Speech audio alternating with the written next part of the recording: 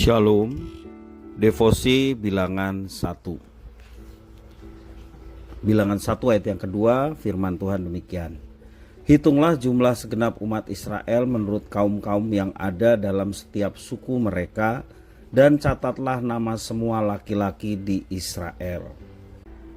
Dahulu kala setelah keluar dari Mesir, Tuhan memerintahkan Musa melakukan sensus di Israel, khususnya bagi kaum laki-laki. Sensus Tuhan mempunyai tujuan khusus. Tuhan menunjukkan bahwa ada pekerjaan besar yang Tuhan ingin mereka lakukan, yakni berperang melawan musuh yang akan mereka temui selama perjalanan menuju tanah perjanjian.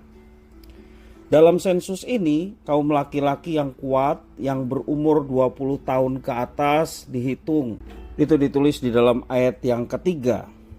Selain itu, kita juga melihat bahwa Tuhan turut bekerja menentukan satu pemimpin yang akan menjadi kepala dalam setiap suku yang bertugas mendampingi Musa dan Harun.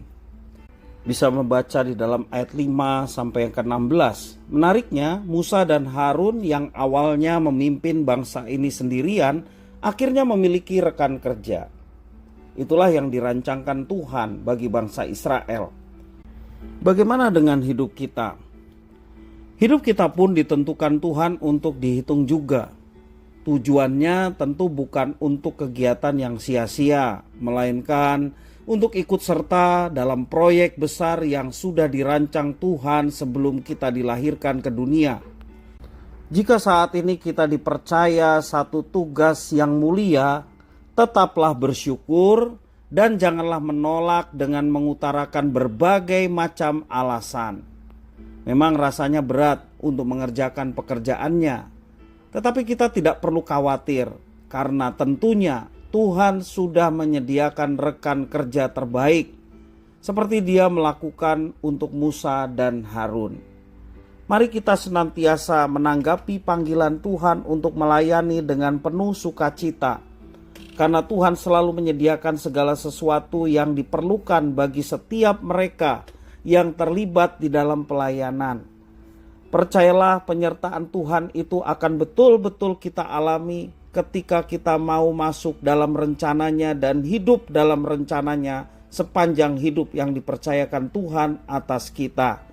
Selalu ada kejutan-kejutan dari Tuhan yang Tuhan ingin nyatakan bagi setiap kita yang dengan rela dan sukacita melayani Tuhan.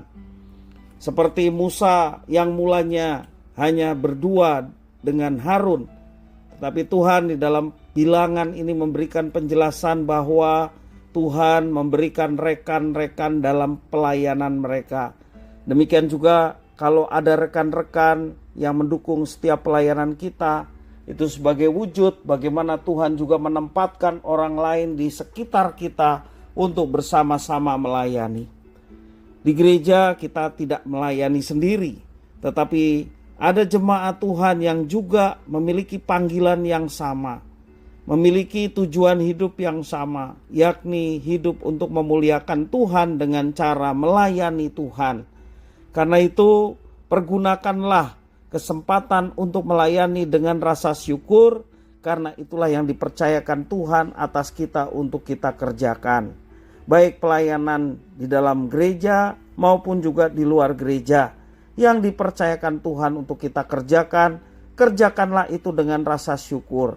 Maka Tuhan akan menyertai. Dan juga bersyukur atas rekan-rekan sekerja Allah yang senantiasa boleh bersama-sama bekerja di ladang Tuhan. Kiranya ini boleh menjadi semangat buat kita untuk melakukan tugas tanggung jawab yang dipercayakan ini dengan baik. Dan percayalah, ketika kita bersinergi dengan saudara-saudara kita, itulah kekuatan yang besar yang Tuhan ingin supaya kita gunakan dengan sebaik-baiknya. Dan kalau setiap umat Tuhan bersatu, sesama rekan sekerja Allah bersatu bersama-sama, baik jemaat, hamba-hamba Tuhan, kita boleh melihat Tuhan menyertai dan mendatangkan buah dari setiap pelayanan, baik kehidupan rohani yang semakin meningkat, demikian juga jiwa-jiwa yang boleh dimenangkan bagi kemuliaan Tuhan.